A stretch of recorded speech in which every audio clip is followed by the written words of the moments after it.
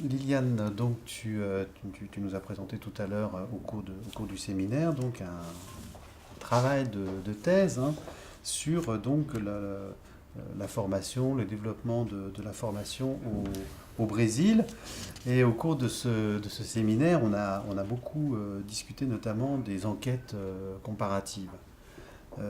Est-ce que tu pourrais nous dire un petit peu ce que tu penses, toi, de l'intérêt de comparer des contextes, le contexte brésilien avec le contexte français?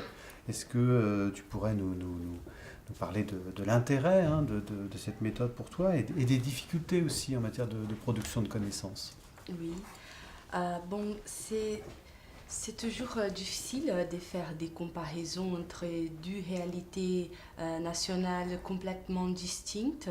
Le Brésil est sur la périphérie du système capitaliste et la France est dans les centres du développement mondial du capitalisme. Il y a aussi des grandes différences par rapport à la division internationale du travail. Faire une comparaison, euh, c'est c'est même et ça porte beaucoup des défis, c'est compliqué, mais quand même on peut faire des approches pour mieux comprendre les enjeux internationaux des différents plans, des différents projets d'éducation et surtout des formations professionnelles. Non? J'ai fait des efforts de maintenant comprendre plus les structures, les systèmes de formation professionnelle en France pendant l'histoire, la longue histoire française au milieu, au domaine de l'éducation, non? Et faire des approches, de trouver des ressemblances, des différences, des similitudes en fait, et des différences entre ces deux formes d'organiser la formation professionnelle dans ces deux pays.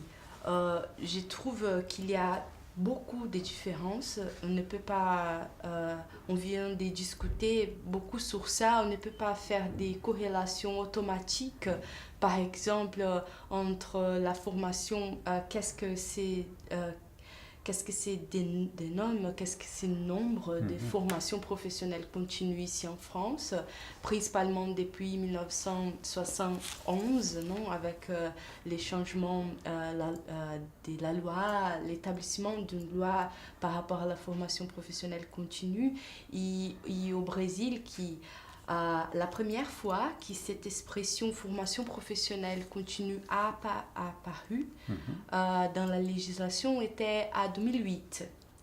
Avant, il parlait surtout des cours de qualification professionnelle, des cours de formation professionnelle à court terme.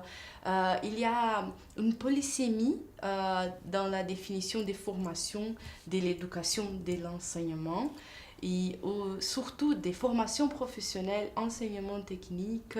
Et je cherche à faire des approches dans ces de réalité, aussi dans le développement théorique de la notion des formations ici en France par rapport au Brésil, etc., de faire des approches pour mieux comprendre les plans, les projets et aussi de faire face, de comparer, de faire des approches par rapport à les organismes multilatéraux, les organismes internationaux qui donnent des conseils par rapport à des projets d'éducation, etc.